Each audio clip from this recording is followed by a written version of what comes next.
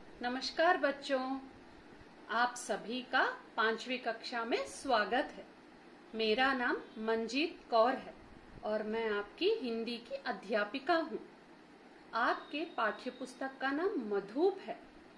इसका पहला पाठ जो एक कविता है, नव इतिहास रचाएंगे, और इसके कवि हैं श्री श्याम सुंदर श्रीवास्तव कोमल जी। तो आइए बच्चों, इस कविता को हम एक वीडियो द्वारा देखते हैं। आज हम पाठ 1 जो कि एक कविता है पढ़ेंगे, जिसका शीर्षक है नव इतिहास रचाएंगे।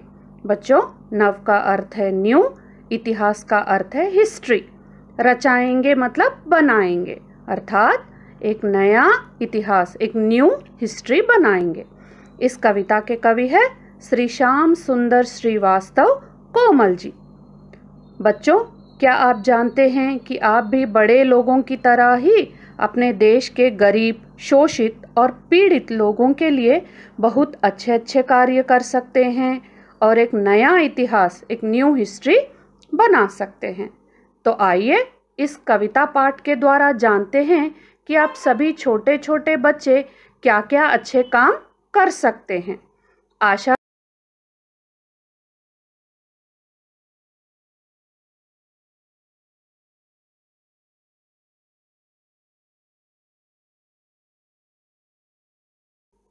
हम बालक है वीर साहसी, आगे बढ़ते जाएंगे, सजग सोच और श्रम से अपने नव इतिहास रचाएंगे। बच्चों, इस पैराग्राफ में, इन कविता की पंक्तियों में कुछ शब्द आए हैं, उनके अर्थ को जानिए। साहसी का अर्थ है बहादुर, सजग का अर्थ है जागरूक, अलर्ट, श्रम का अर्थ है मेहनत, हार्डवर्क, नव का अर्थ है नया, न्यू, इतिहास का अर्थ है हिस्ट्री। चलिए इन पंक्तियों में बच्चे क्या कहना चाहते हैं जानेंगे। यहाँ पर बच्चे कह रहे हैं कि हम छोटे छोटे बच्चे हैं और बहादुरी से आगे बढ़ते जाएंगे, क्योंकि हम में आगे बढ़ने की चाह है और इच्छा है। हम अपनी साहस से, सजग सोच से मतलब ब्रेव होकर, अलर्ट रहकर और पूरे मेहनत से, हार्डवर्क से एक नया इतिहास बनाने की कोशिश करेंगे। बच्चों, आगे बढ़ते हैं दूसरे पैराग्राफ की ओर।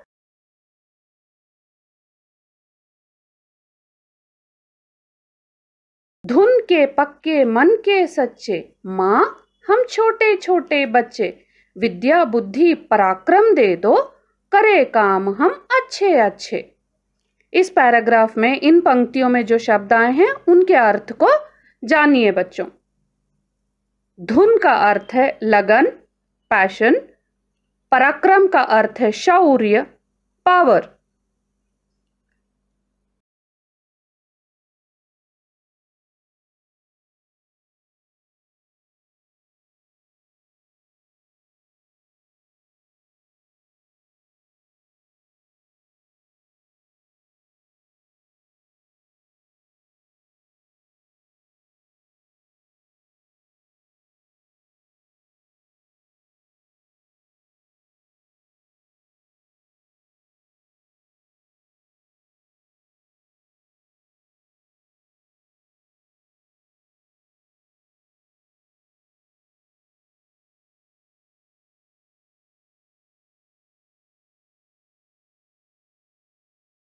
जो निर्धन है, जो निर्बल है, इस समाज में जो दुर्बल है, जो शोषित या पीड़ित है, सदा चाहते जो संबल है, उनके सबल सहारे बनकर अपने गले लगाएंगे। इस पैराग्राफ में आए शब्दों को, उनके अर्थ को जानिए बच्चों। निर्धन अर्थात गरीब, पुअर। निर्बल का अर्थ है कमजोर, वीक। समाज का अर्थ है सोसाइटी। दुर्बल का अर्थ कमजोर। बच्चों, यहाँ पर निर्बल और दुर्बल दोनों राइमिंग, तुक वाले शब्द, समान लय वाले शब्द भी हैं और इनका अर्थ भी कमजोर ही हुआ। निर्बल का अर्थ कमजोर, दुर्बल का अर्थ भी कमजोर है। दूसरा शब्द है शोषित, जिसका शोषण किया गया हो। एक्सप्लॉइटेड। दूसरा शब्द है संबल, सहारा, सपोर्ट। सबल, सबल का अर्थ है बलवान, स्ट्रॉन्ग।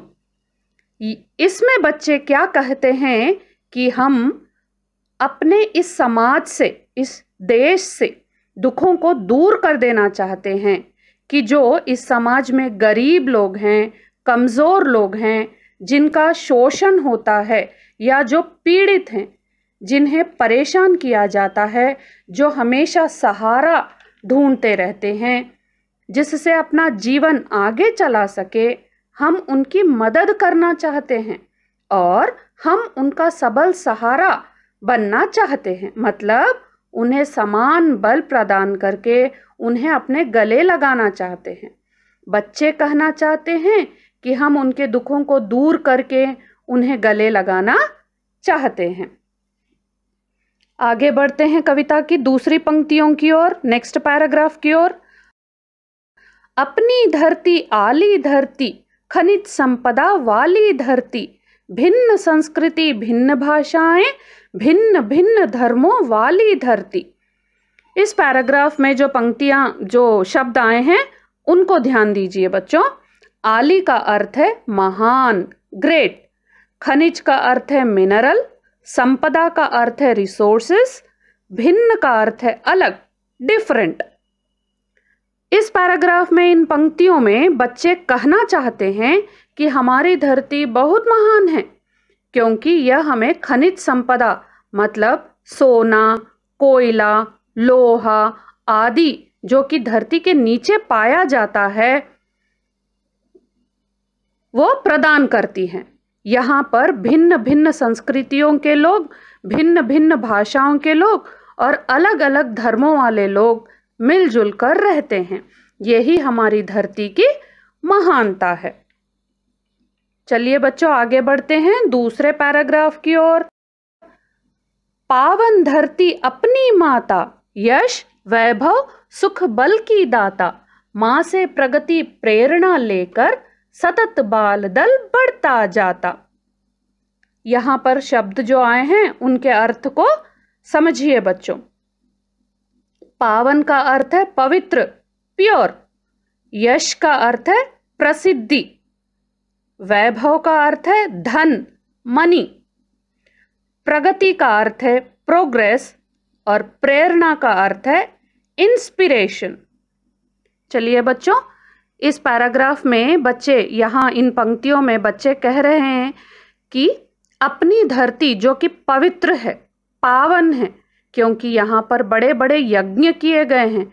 ऋषियों, मुनियों ने, पूर्वजों ने कई पवित्र काम किए हैं कि धरती माता हमें यश, नाम, प्रसिद्धि प्रदान करें, सुख, बल प्रदान करें कि जिससे हम, मतलब माँ से हम प्रगति यानी कि विकास की प्रेरणा लेकर हम हमेशा आगे बढ़ते जाएंगे।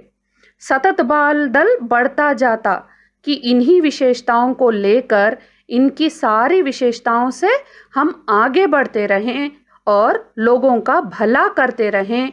जो कि हमारा छोटा सा दल है, छोटा सा समूह है, एक ग्रुप है, वो ऐसा ही आगे बढ़ता रहे। कविता की आखिरी पंक्तियों की ओर ध्यान दीजिए।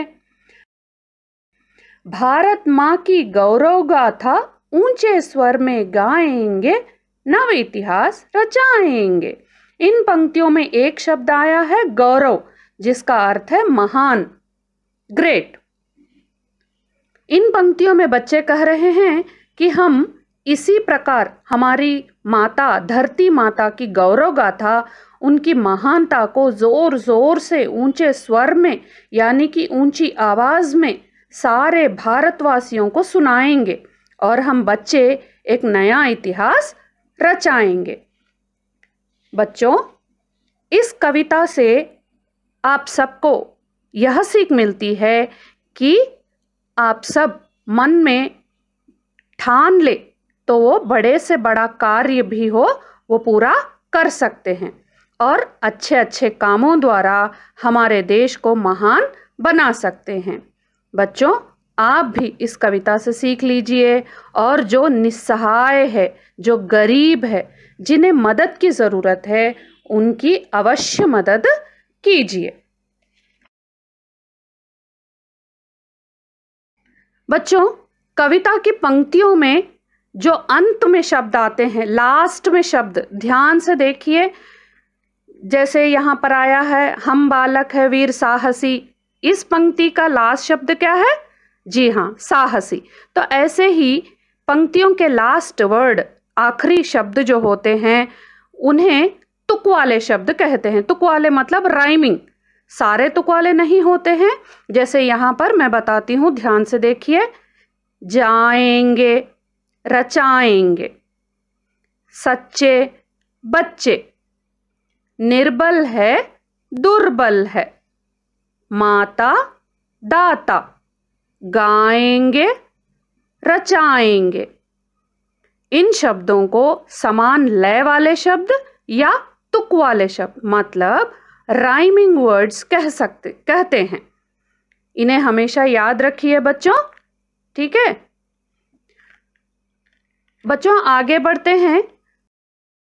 यहाँ पर इस कविता को ध्यान से देखिए और इसमें से कोई 3 संज्ञा शब्द को ढूंढिए। चलिए, मैं आपकी मदद कर देती हूँ। यहाँ देखिए, जैसे यहाँ पर आया है बालक, पराक्रम, धरती, माता, दल। जी हाँ, ये सारे शब्द संज्ञा शब्द हैं। बच्चों, इन शब्दों को अपनी कॉपी में, अपने नोटबुक में लिखकर इनके वाक्य बनाकर रख लीजिए। ठीक है बच्चों, चलिए अब मैं यह क्लास समाप्त करती हूँ। धन्यवाद। आपका दिन शुभ हो और आप सब सुरक्षित रहें।